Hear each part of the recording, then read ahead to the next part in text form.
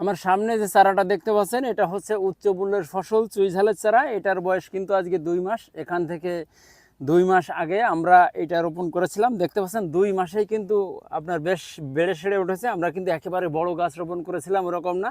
আমরা এখানে যে গাছটা রোপণ করেছিলাম সেটা একেবারে কিন্তু ছোট ছিল, মানে মানুষ যে চারাটা কেনে না আমরা সেটাই এনে কিন্তু এখানে স্থাপন করেছিলাম।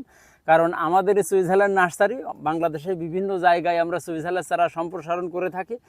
অনেকে আমাদের নার্সারিতে এসেও চারা কিনে নিয়ে যান। যে চারাগুলো বিক্রি হয় না আমরা কিন্তু সেই চারাগুলো এনেই এখানে রোপণ করেছিলাম। তো এখানে আমাদের 200 চারা রোপণ করা ছিল। 200 চারার ভিতরে মোটামুটি আপনার 3টা চারা আর কি মারা গিয়েছে, আর সব কটা চারাই কিন্তু বেঁচে আছে। তো এখন চুইঝালের চারা রোপণের উপযুক্ত সময়। আপনি যদি চুইঝালের চারা রোপণ করতে চান তাহলে এখন হচ্ছে আগস্ট মাস। আগস্ট মাসে এখন আপনার আজকে 26 তারিখ। তো এখন আপনি অবশ্যই চুইঝালের চারাটা রোপণ করতে পারবেন।